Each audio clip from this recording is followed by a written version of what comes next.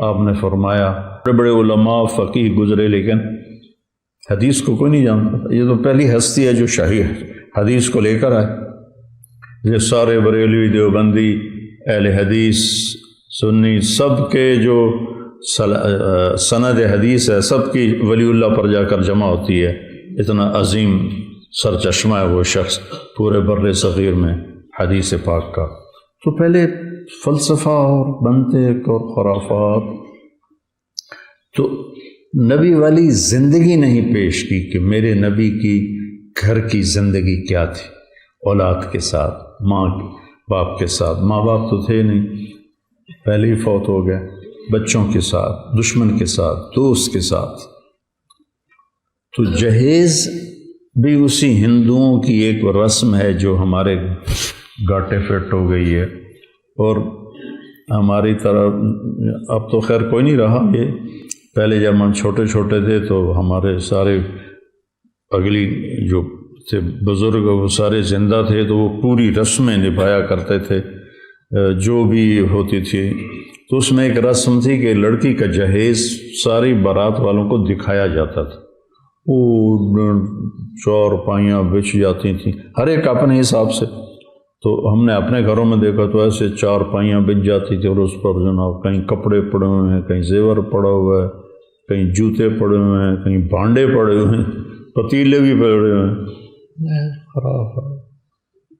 اور بھائی ایک خاتون سے میں نے سنا ساڈا پتر ہن انگلینڈ ہوندا ہے، ہن تو اسی شادی تو پہلے پوچھنا ہے کہ سانو دیو گے کی.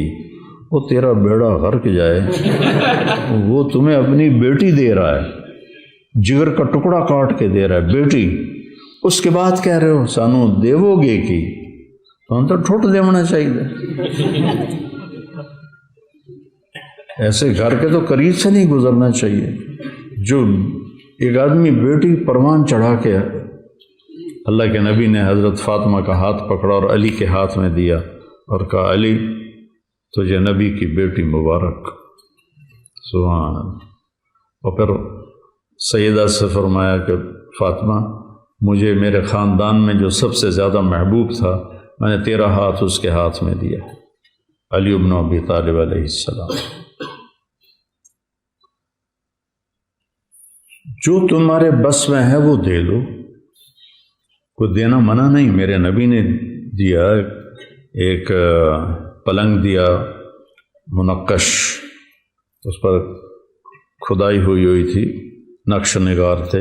ایک بستر دیا، ایک سرہانہ دیا، ایک مسلح دیا، ایک کالی چادر دی، ایک رنگ برنگی چادر دی، دو گھڑے دیے، ایک چکی دی، ایک مشکیزہ دیا، ایک لوٹا دیا.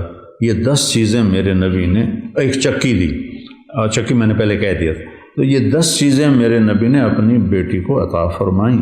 تو اپنی خوشی سے میں اس کو گھوڑا دے دوں یا اسے مرسڈیز دے دوں، وہ میری خوشی ہے اپنی بیٹی کے لیے. لیکن سسرال والے کہیں اے بھی چاہیے، اے بھی چاہیے، اے بھی چاہیے، اے بھی چاہیے. یہ بہت بڑا ظلم، بہت بڑی زیادتی. ان چیزوں کو اپنی گفتگو کا محور بناؤ. یہ وہ چیزیں ہیں جو اس وقت معاشرے کو بتانے کی ضرورت ہے. اور پھر اللہ تعالیٰ نے اس کو کس قدر خوبصورت تشبیہ دے کر ہمیں سمجھایا. ہن لباس لکم وانتم لباس لہن. یہ میں بار بار اس مضمون کو دہرا رہا ہوں اس لیے کہ مجھے پتہ ہے جب موقع آئے گا تو تمہیں سب کچھ بھول جائے گا.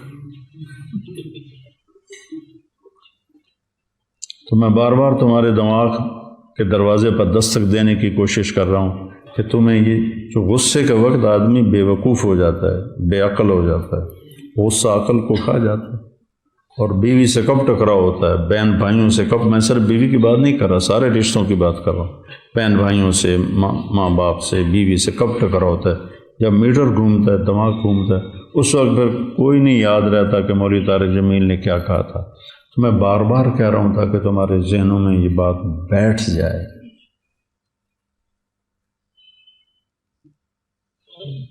سب سے مشکل کام ہے اچھے اخلاق، کیونکہ ان کے سیکھنے کا وقت سب سے مشکل وقت. ابھی میں وہاں سے گھر سے چلتا ہوں کہ میں نے جا کے درس قرآن دینا ہے، میں نے ظہر کی نماز پڑھنی ہے، میرے لیے مشقت ہے، میں 10 منٹ کی ڈرائیو سے آتا ہوں، پونا گھنٹہ یہاں بولتا ہوں، لیکن میں ذہنی طور پر تیار ہوں اس مشقت کو برداشت کرنے کے لیے۔ روزے سے حلق خشک ہو رہا ہوتا ہے اور بولا نہیں جاتا، پیاس لگ رہی ہوتی ہے، جسم میں تپش ہوتی ہے، میں تیار ہوں کہ مجھے یہ مشقت برداشت کرنی، لیکن اچھے اخلاق برتنے کا جو وقت آتا ہے وہ وقت وہ ہوتا ہے جب تمہیں غصہ چڑھا ہوتا ہے، اور غصے کے بعد تمہارے بریک فیل ہو چکے ہوتے ہیں، اور خاص طور پر جو سریع الغضب ہوں ان کو تو اگلی پچھلی ساری ان کو یہ بھی بھول جاتا ہے کہ میں کون، تو پھر وہ بہہ جاتے ہیں۔ اچھے اخلاق کے سیکھنے کا وقت وہ ہے جب تمہیں حد درجے کا غصہ آیا ہو، نمبر 1، نمبر 1، نمبر 2، یا اگلا تمہارے ساتھ حد درجے کی بدتمیزی کر رہا ہو، تو اس وقت تھوڑی دیر تو تم کرو گے صبر، پھر تم بھی ابال آئے گا ہانڈی میں۔ تو میرے عزیزو، یہ بڑے نازک رشتے ہیں، اور اس میں خامند اور بیوی کا رشتہ سب سے نازک اللہ کے نبی نے بتایا۔ آپ نے فرمایا ما تزوجت وما زوجت الا بوحی من السماء نزل به جبریل، میں نے جہاں شادی کی، میں نے جہاں بیٹی کی شادی کی، آسمان سے اللہ کا حکم آیا، پھر میں نے شادی کی۔ تو پھر اتنی شادیاں اللہ نے کیوں کروائیں؟ ہمیں زندگی سکھانے کے لیے کہ ہر قسم کی عورت خاندان سے ہے، عورت برادری سے ہے، عورت خاندان برادری سے باہر ہے، یہ 3 نسبتیں ہیں۔ آپ نے ان تینوں نسبتوں سے شادی کی۔ عائشہ، ام حبیبہ، حفصہ رضی اللہ عنہ یہ خاندان سے ہیں، اور میمونہ برادری عرب برادری سے ہیں، قریش نہیں ہیں، جویریہ قریشی نہیں ہیں، برادری ہیں، عرب ہیں، صفیہ برادری سے بھی باہر، خاندان سے بھی باہر، اپنے سے کم عمر عائشہ، ہم عمر سودا،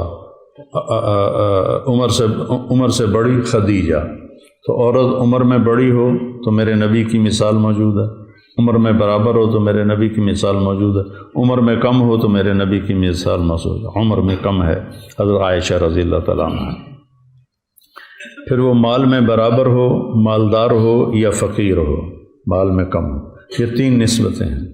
خدیجہ رضی اللہ عنہ تعالیٰ مال میں اونچے ہیں، اور باقی تقریباً مال میں برابر ہیں، اور صفیہ اور جویریہ لونڈیوں سے آزاد ہو کر ان سے نکاح ہوا ہے تو وہ مال میں کم ہیں۔ یہ 9 نسبتیں ہیں عورتوں کی جن سے کوئی عورت باہر نہیں نکلتی۔ میرے نبی نے ہر نسبت کی عورت سے شادی کر کے دیکھا۔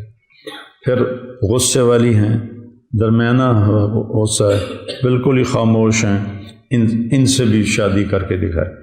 حفصہ رضی اللہ عنہ اپنے باپ کی طرح غصے والی تھی، ایک دفعہ آپ نے ان کو طلاق بھی دے دی، تو جبریل آئے کہ اللہ تعالیٰ کہہ رہے ہیں رجوع کرو کہ عمر کو تکلیف ہوگی، اور دوسرا حفصہ کے لیے ہم نے لکھ دیا ہے یہ آپ کی جنت میں بیوی ہے، تو آپ نے رجوع فرمایا۔ حضرت سودا